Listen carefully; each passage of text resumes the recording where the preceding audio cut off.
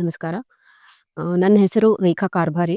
ಇಲ್ಲಿ ನಾನು ICR birds ಕೃಷಿ ವಿಜ್ಞಾನ ಕೇಂದ್ರದಲ್ಲಿ ನಾನು ಗೃಹ ವಿಜ್ಞಾನ ವಿಷಯದಲ್ಲಿ ವಿಜ್ಞಾನಿಯಾಗಿ ನಾನು ಕೆಲಸ ಮಾಡ್ತಾ ಇದ್ದೇನೆ.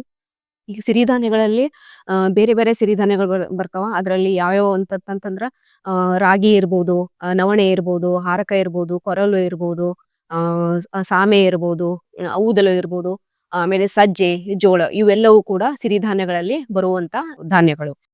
ಸಿರಿಧಾನ್ಯಗಳ ಯಾಕ ಕರಿತೀವಿ ಅಂತಂತಂದ್ರ ಇವುಗಳಿಗೆ ಯಾವುದೇ ರೀತಿಯಾದ ರಾಸಾಯನಿಕ ಔಷಧಿಗಳನ್ನು ಬಳಸದೆ ಇವುಗಳನ್ನು ನಾವು ಬೆಳೆಯಬಹುದು.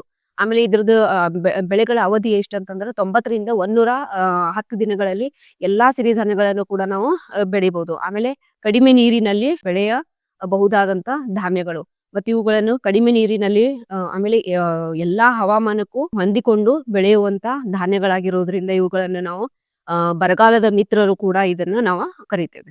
ಸಿರಿಧಾನ್ಯಗಳನ್ನು ನಾವು ಪ್ರತಿದಿನ ನಾವು ಸೇವನೆ ಮಾಡ್ಬೇಕಾಗೈತಿ. ಯಾಕ ಅಂತಂತಂದ್ರೆ ಸಿರಿಧಾನ್ಯಗಳನ್ನ ಸೇವನೆ ಮಾಡೋದ್ರಿಂದ ಆಗುವ ಲಾಭಗಳು ಅಂತಂತಂದ್ರ ಇದರಲ್ಲಿ ಹೆಚ್ಚಿನ ಪ್ರಮಾಣದಲ್ಲಿ ಪ್ರೋಟೀನ್ ಅಂಶ ಜಾಸ್ತಿ ಇರೋದ್ರಿಂದ ಇದನ್ನು ನಾವು ಕುಪೋಷಣೆ ಮತ್ತು ಅಪೌಷ್ಟಿಕತೆಯನ್ನು ತಡೆಯಲಿಕ್ಕೆ ಇದು ಸಹಾಯ ಮಾಡೈತಿ.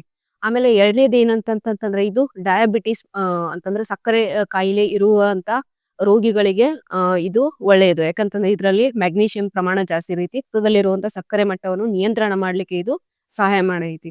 ಆಮೇಲೆ ಕ್ಯಾಲ್ಸಿಯಂ ಕೂಡ ಇದರಲ್ಲಿ ಜಾಸ್ತಿ ಪ್ರಮಾಣದಲ್ಲಿ ಇರುವುದರಿಂದ ಮೂಳೆಗಳಿಗೆ ಮತ್ತು ಮೂಳೆಗಳನ್ನು ಸದೃಢವಾಗಿಡ್ಲಿಕ್ಕೆ ಇದು ಸಹಾಯ ಮಾಡೈತಿ. ಆಮೇಲೆ ಕೊಲೆಸ್ಟ್ರಾಲ್ ನಿಯಂತ್ರಣ ಮಾಡ್ಲಿಕ್ಕೆ, ಕೊಲೆಸ್ಟ್ರಾಲ್ ಅಂತಂತಂದ್ರ ಇದು ಹೃದಯ ರೋಗಿಗಳಲ್ಲಿ ಅಂತಂದ್ರ ಕೆಟ್ಟ ಕೊಲೆಸ್ಟ್ರಾಲ್ ಅನ್ನು ಹೋಗಲಾಡಿಸಿ ಒಳ್ಳೆಯ ಕೊಲೆಸ್ಟ್ರಾಲ್ ಅನ್ನು ಜಾಸ್ತಿ ಮಾಡ್ಲಿಕ್ಕೆ ಇದು ಈ ಸಿರಿಧಾನ್ಯಗಳು ಸಹಾಯ ಮಾಡೈತಿ. ಆಮೇಲೆ ಯಾರಿಗೆ ಅಸ್ತಮಾ ರೋಗಿಗಳಿಗೂ ಕೂಡ ಇದು ಒಳ್ಳೆಯದು.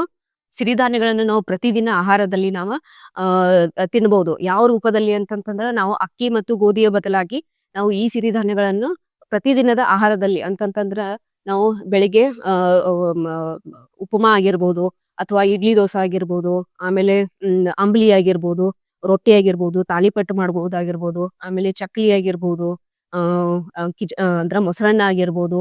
ಈ ರೀತಿ ನಾವು ಪ್ರತಿದಿನದ ಆಹಾರದಲ್ಲಿ ನಾವು ಏನೇನು ಆಹಾರ ಅಡಿಗೆ ಮಾಡ್ತೀವಲ್ಲ ಆ ಎಲ್ಲಾ ಅಡಿಗೆಗಳಲ್ಲಿ ಈ ಸಿರಿಧಾನ್ಯಗಳನ್ನ ಉಪಯೋಗಿಸಿದ್ರ ಸಾಕಷ್ಟು ರೋಗಗಳನ್ನು ನಾವು ತಡೆಯಬಹುದು.